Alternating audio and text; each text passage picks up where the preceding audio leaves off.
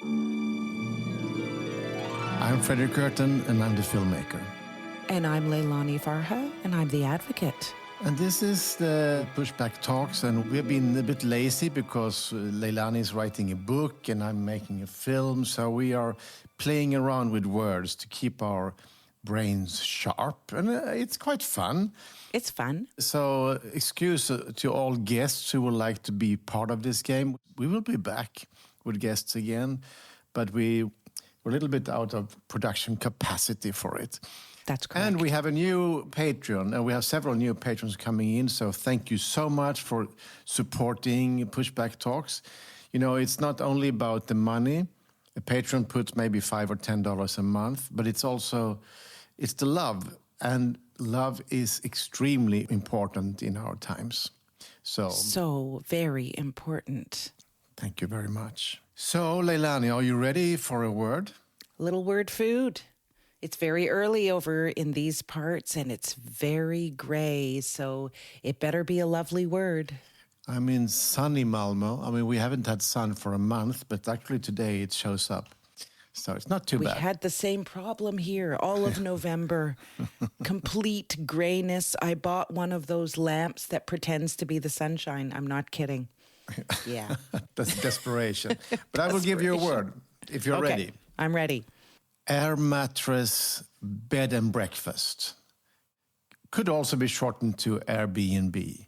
Thank you. Isn't that funny to think of the full long title? Air mattress, bed and breakfast, which was its origins of Airbnb, something I really supported.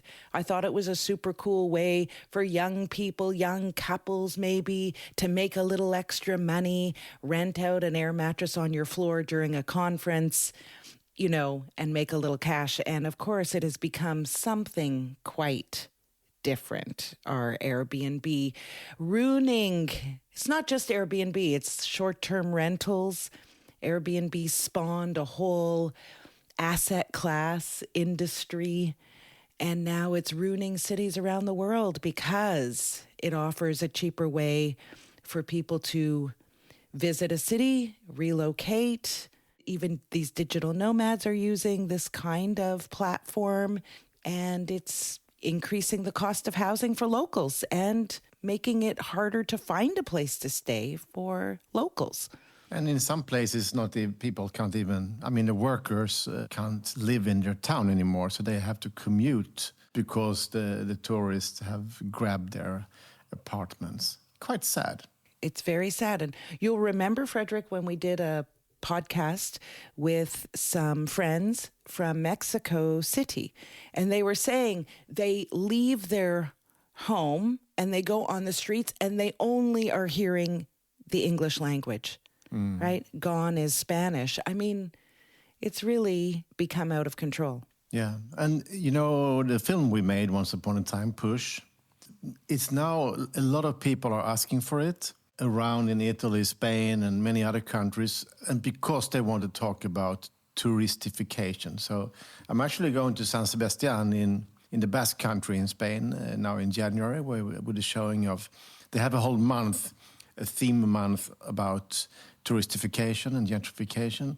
It's still being seen and used in important conversations. Absolutely. Actually, in Spain, I read the other day that the government of Spain has fined Airbnb because they have, illegal ads out.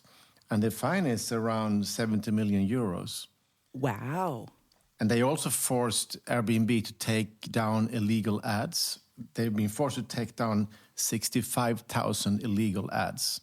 Governments around the world are trying to push back. But it's difficult, of course. Well, and Spain itself is trying to eliminate Airbnb. They're not issuing any more licenses for new Airbnbs, and eventually they will reduce them. So they're taking a very strong stance, which I think is necessary. It has become a political crisis in most countries. I mean, you also have it in Canada, even if the factors are slightly different, but it's also normal people can't afford the rent anymore. And Absolutely. You could claim that Zoran Mamdani won the election in New York because of the cost of living, Mm-hmm. And it's shown that Airbnb absolutely does raise rents. Like they do these studies where they look at where there's a concentration of Airbnbs and what's happened to the rents. And they show that it does absolutely increase rents. But of course, it also just simply pushes out people. Yeah. But how sad that some smart kids started up this app with some kind of sympathetic idea. Yeah. But then I guess what happens is to be able to grow, you need to bring in investors.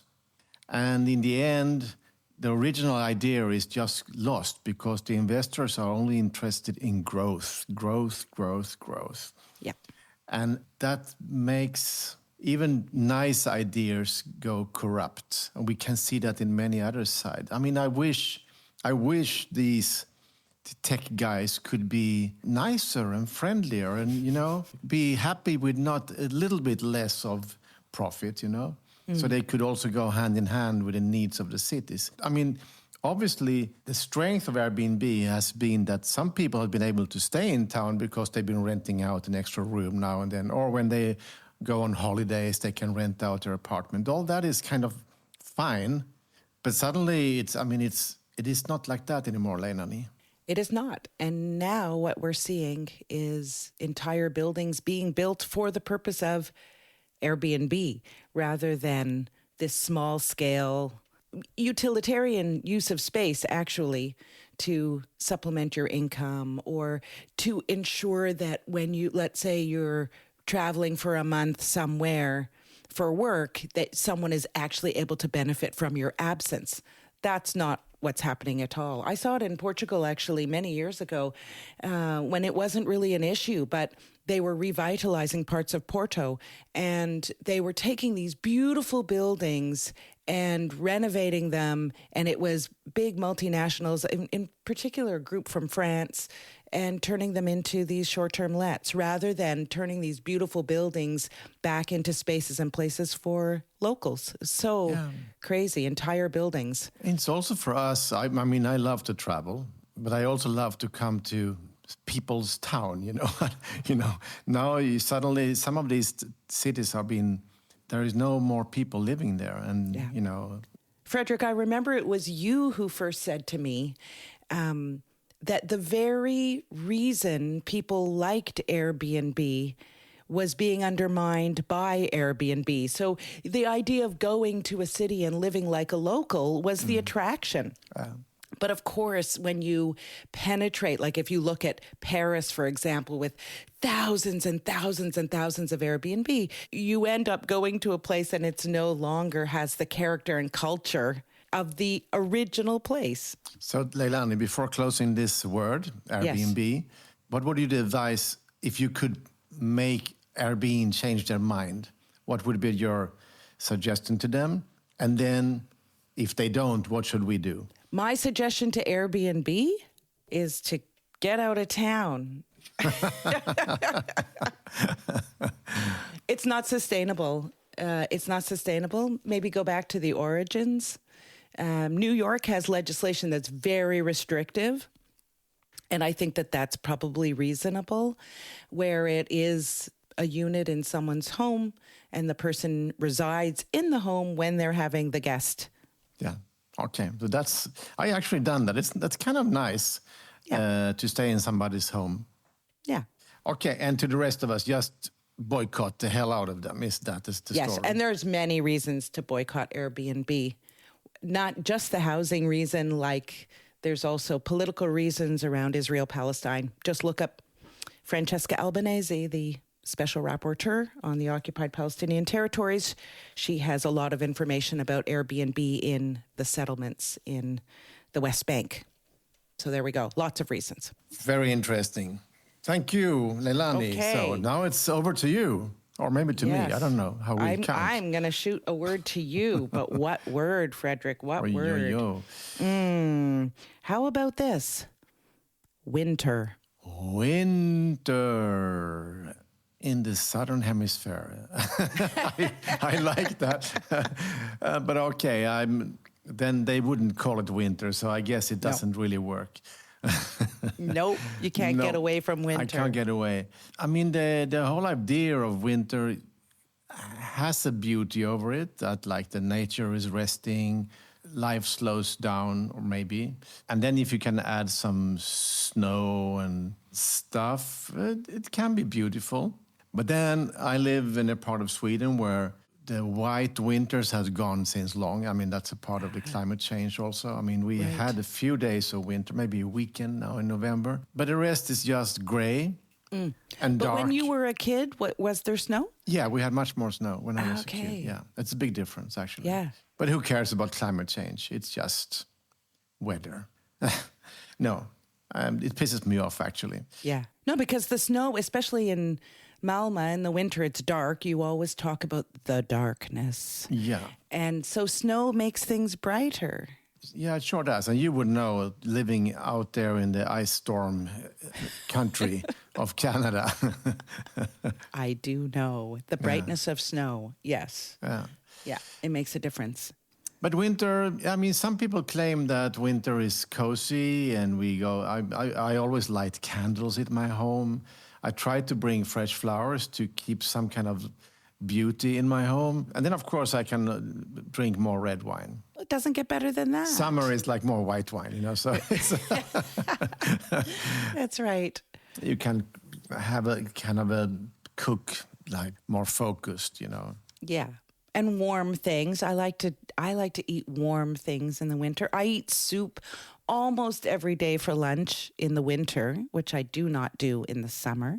Oh, a gazpacho maybe, but I also survive by my hot yoga, you know. So I've just been there today, and I do it like 3-4 times a week. It's a way of not getting light, but getting sweat and heat, warmth. Yeah, and I feel it gives me some kind of resistance.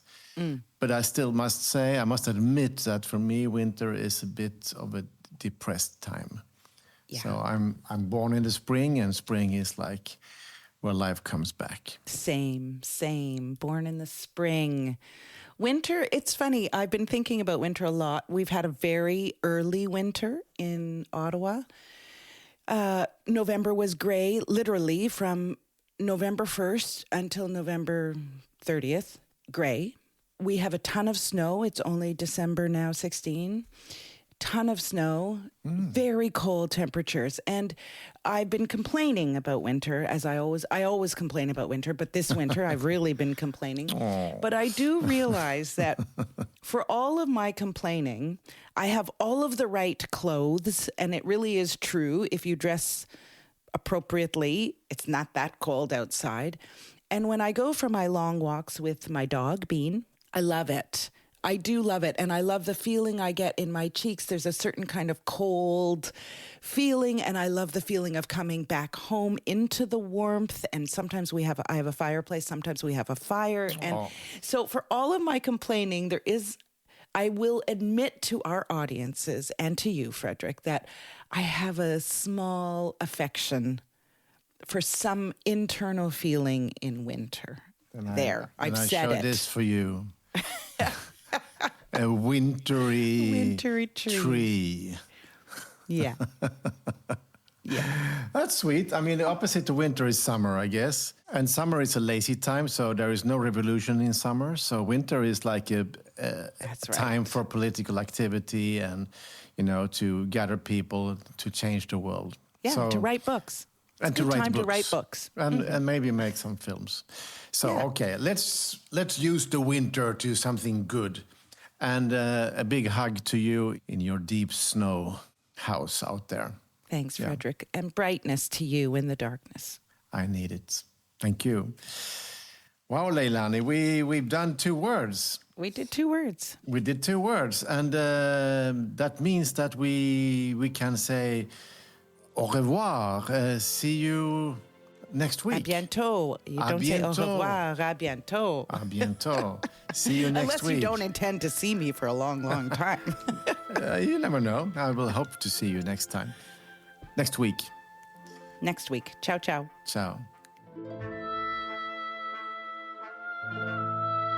Pushback Talks is produced by WG Film. To support the podcast, become a patron by going to patreon.com/pushbacktalks. Follow us on social media at make_the shift and push_the_film. Or check out our websites, maketheshift.org, pushthefilm.com, or breakingsocialfilm.com.